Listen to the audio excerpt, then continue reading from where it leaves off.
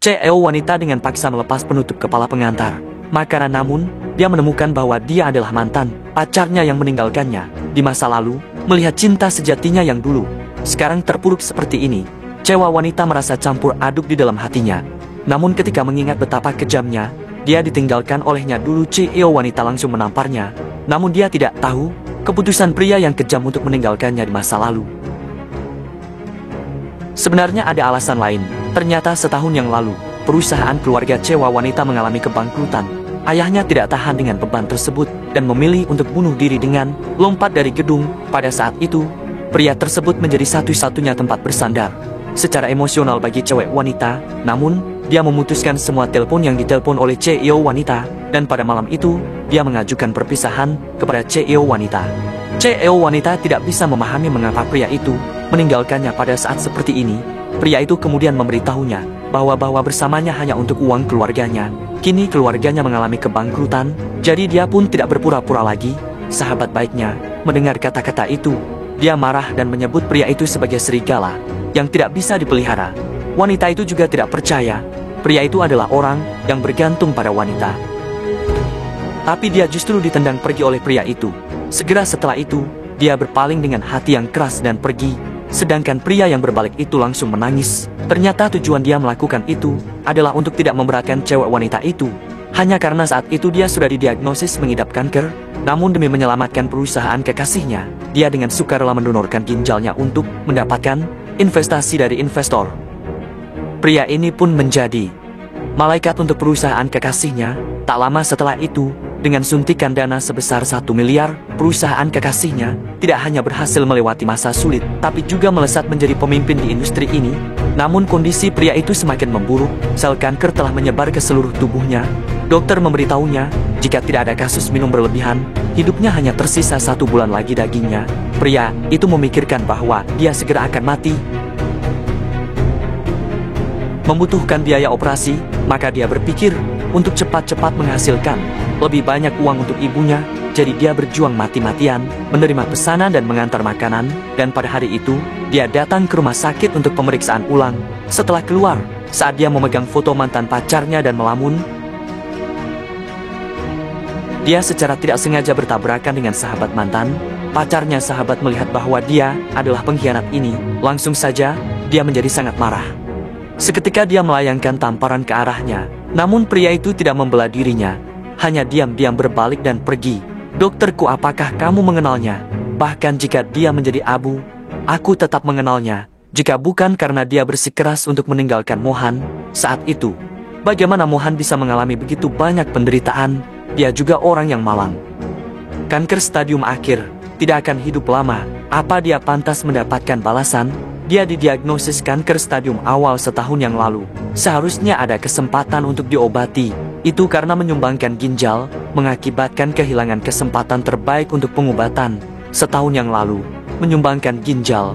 Apa sebenarnya yang terjadi? Sementara itu, pria itu datang ke hotel untuk mengantar makanan. Kebetulan, itu adalah kue yang dipesan untuk reuni teman sekelas. Dan CEO wanita juga ada di antara mereka. Pada saat mereka saling memandang, CEO wanita merasa pengantar makanan itu sangat familiar, dan pria itu juga karena terlalu tegang, secara tidak sengaja menjatuhkan gelas ke pakaian CEO wanita. Bukan karena kamu berjalan tanpa melihat, maaf, berapa harga gaun ini? Saya akan menggantinya untukmu. Gaun saya ini tidak berharga, tapi gaun yang dikenakan Jiang adalah. Apakah itu yang bisa kamu ganti? Pengantar makanan juga tidak melirik. Sekalipun yang dikenakan oleh Jing adalah buatan khusus, bahkan jika kamu dijual, tidak akan cukup untuk menggantinya. Nona ini, tolong beri saya sedikit waktu.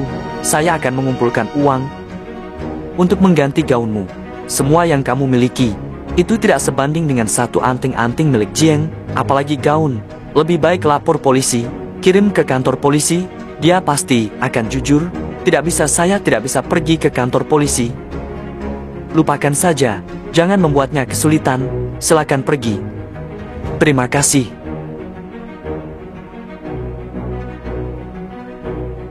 Tunggu sebentar, kamu Xuan.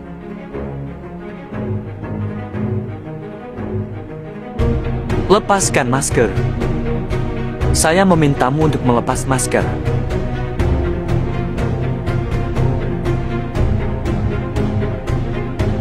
Nona Jian, berapa harga pakaianmu? Saya akan menggantinya untukmu. Ganti rugi dengan keadaan keuanganmu saat ini. Apa yang bisa kamu gunakan untuk mengganti rugi? Xuan, seandainya saat itu kamu tidak meninggalkan Mohan sekarang, Jian Core setengah dari itu milikmu. Tidak akan sampai seperti itu. Bekerja sebagai pengantar makanan. Saya sekarang hanya punya uang segini. Untuk sementara, jika tidak cukup bisa menulis surat utang, saya akan melunasinya. Xuan, saya katakan padamu, kamu berhutang padaku, tidak akan pernah bisa dilunasi, tapi kamu telah menjadi penampilan seperti ini hari ini. Sungguh pantas Tuhan, itu adil, yang penting kamu bahagia.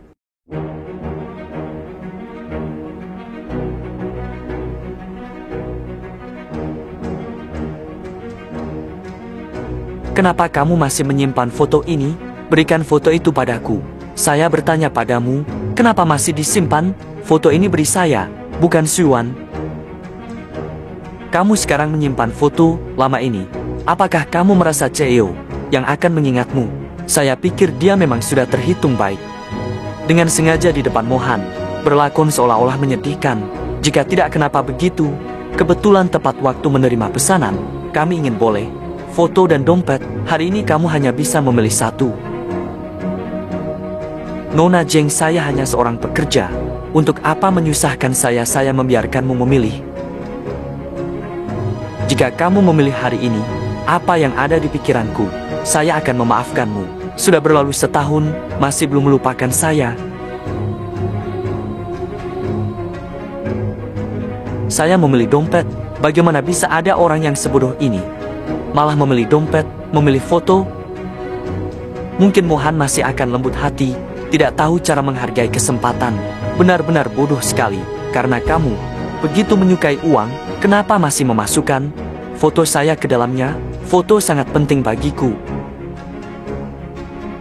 Setelah meninggalkanmu, tak terhitung hari dan malam, harus bergantung padanya.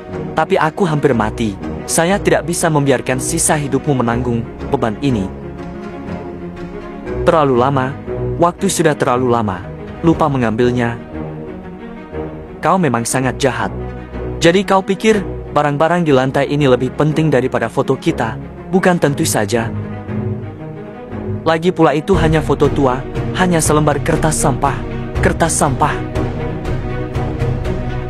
Betul, memang itu selembar kertas sampah.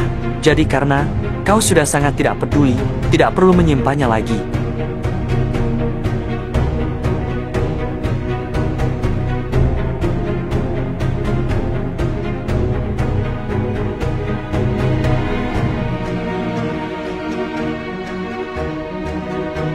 Nona Jeng sudah meluapkan semua. Saya bisa pergi sekarang kan? Berhenti, apakah saya mengizinkanmu pergi? Kau ingin bagaimana? Gaun ini 500.000 tanpa makan dan minum. Kerja 3 tahun untuk membayarnya. Hari ini asalkan kau bilang menyesal telah meninggalkanku dahulu. Aku tidak perlu kau bayar. Aku sudah berbuat begitu keterlaluan. Apakah kau masih peduli tentang ini? Aku menyesal, sangat menyesal. Jika tahu perusahaan yang akan hidup kembali di tanganmu, jika bisa bangkit dari mati dulu, seharusnya aku tidak pergi darimu, Nona, yang di sampingmu.